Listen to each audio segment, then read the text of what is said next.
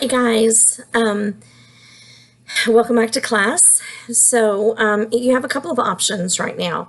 You can either stop this video. If you don't have time to watch it, it's just going to last about 5 minutes or so. You can go and check in and just let me know, hey, I'm going to come back to the video, but I'm here, I'm awake, I'm going to be reading the module soon. So I've got internet, I'm in tune. Or you can just watch this video about Quintilian, and then go to and then check in afterwards, and then read the module and whatever. But just depends on what you've got as far as time constraint right now.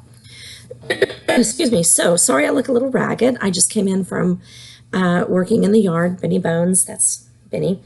He and I have been out working. It's been windy, so my hair is kind of crazy, and he's got his mask on for protection. He doesn't want to get coronavirus. We've been quarantined over here, so he's going to give me some pointers if I need any for my YouTube video. So let's jump right into Quintilian for those of you that are staying with me.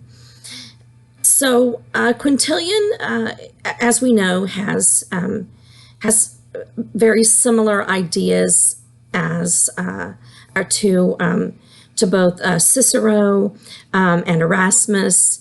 He has some contradicting ideas to Aristotle and Plato, but his ideas are useful to us. And the reason that I wanted you to read these two arrangements of Quintilian, they kind of go together. They're like in a little series that he did. And unfortunately, we don't have time to read the whole series. You could do a whole class on in Quintilian, as you could any of these philosophers. But it's useful to you in your writing to kind of make you stop and consider, okay, what exactly am I going to be using to support my argument? And especially this is good when you have a lot of support. It kind of helps you decide which arguments to put forth, which proofs to put forth. And he goes through everything from talking about scenarios that were popular back then, that these sophists, these philosophers used in a lot of their writing to say, okay, well, take this thing that happened. And they use these famous people and their problem at hand, and how did they go forth with it. And Quintilian suggests that, it may be, depending on your argument, that you need to put your weakest argument out first. So you're going to support it with your weakest link first. And oftentimes when you do that, you can use your opposing view. Excuse me. You've got your introduction, you write your introduction, then you use your opposing view and you refute it, and then you go on, and each then bit of evidence that you present going forward then is going to be a little bit stronger with your strongest bam right there at the end. However, he says there might be the case, and he uses actually a court case where someone is being accused of something. He said you might want to just right off the bat kind of make it clear to your audience and use that strongest bit of support first. And he actually uses the 4 different things where he says, well, if this one doesn't work, use your next strongest, and then your next strongest, and so on and so forth, for someone who's accused of something. The first thing, of course, you would say is, I didn't do it, and then you go on from there. You say you were justified, et cetera, et cetera, et cetera. So as you're reading through these two selections of Quintilian, there's a selection 1 and selection 2. Neither is very long. But as you're reading through these, I want you to pay attention to what is going to be useful to you. You can skip over the bit where he kind of does a little back talking, how he at one time talked about proofs. You don't need to talk about that. You don't need to read over that.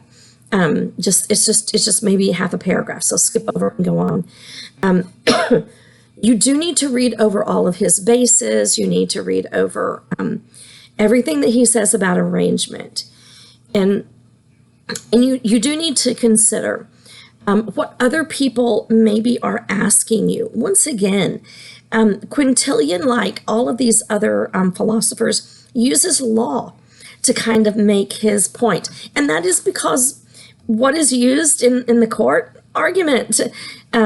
They have to argue their case. They have to put forth, proof, evidence. And so some of your evidence is going to be logical. Some of your evidence is going to be justifiable. You need to look at those things. And he gives you some ideas as to make those decisions. Okay, here's my issue. Here's what I want to prove. What's the best way that I need to do now to go about presenting the evidence that I've gathered? And that, of course, is from your research and from your knowledge as well, from what the authorities have said. You want all of that. So, be looking at this as you are arranging your second paper. And then, excuse me, I want you to really do some heavy annotating on these two selections. He's got several areas where he says, okay, this has 4 parts. This has 2 parts. This has 3 parts. I want you to make sure that you get those parts separated, that you understand the different parts that he's, putting together, that he's lumping together as these fit together in a group. Because that's going to help you. Once again, it's going to help you with putting your own paper together. So get busy checking in. And then sometime between now and Wednesday, I want you to have read both selections of Quintilian. That'll also be in the module so that you'll know, you'll be reminded to do that. I hope everyone had a great weekend. I hope that we have a fantastic week. I hope this week goes more smoothly than last week, although we had very few issues last week. If you do have any issues, remember my office hours, and remember how you can get in touch with me, and just keep up the good work, guys. We're going to get through it. I miss all of you. I'm not going to say too much about that because I'll get very emotional. Been thinking about my students all weekend and how I miss you guys, and wish that I could see you, and wish that we were doing face-to-face classes, but we're not. I'm going to pretend that you're out there and talking to you. I love you guys, and I wish you all the best, and good luck with week 10 module. Bye.